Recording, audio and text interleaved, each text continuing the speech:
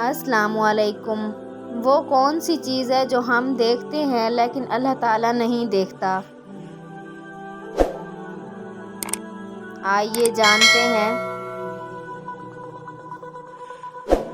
حضرت علی علیہ السلام کے پاس ایک عیسائی اور ایک یہودی آیا اور آپ کو لاجواب کرنے کے لیے 2 سوال کیے۔ آپ یہ بتاؤ وہ کون سی چیز ہے جو ہم دیکھتے ہیں لیکن اللہ نہیں دیکھتا؟ 2. آپ کہتے ہو قرآن میں ہر چیز کا علم ہے، وہ کیا ہے جو قرآن میں نہیں ہے؟ حضرت علی علیہ السلام مسکرائے اور آپ نے کہا، نمبر 1، اللہ خواب نہیں دیکھتا کیونکہ اللہ کو نیند نہیں آتی۔ 2. قرآن میں سب کچھ لکھا ہے، جھوٹ نہیں لکھا۔ ایک شخص نے بادشاہ کی خدمت کا ارادہ کیا۔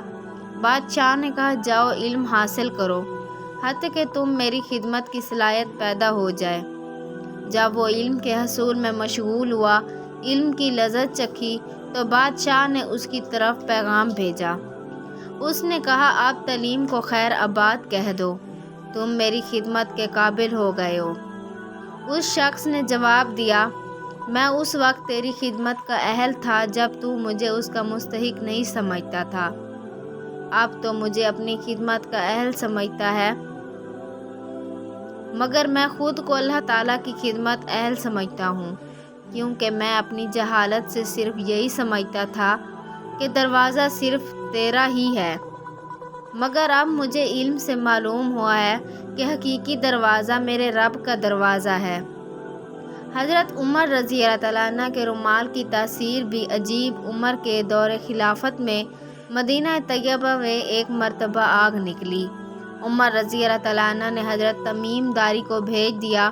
انہوں نے اپنے رومال کو چابک کی طرح بنا لیا اور اس رومال کو آگ پر مارنا شروع کر دیا۔ آگ اس طرح پیچھے ہٹی جیسے چابک کے لگنے سے جانور بھاگ رہا ہوتا ہے۔ چونکہ محبوب صلی اللہ علیہ وآلہ وسلم کی ان کو دعائیں تھیں، اسی لیے اللہ تعالیٰ نے اس کپڑے میں ایسی تاثیر رکھ دی کہ اس کی برکت سے آگ ہٹتی ہٹتی جہاں سے آئی تھی بالآخر وہیں پہنچ گئی۔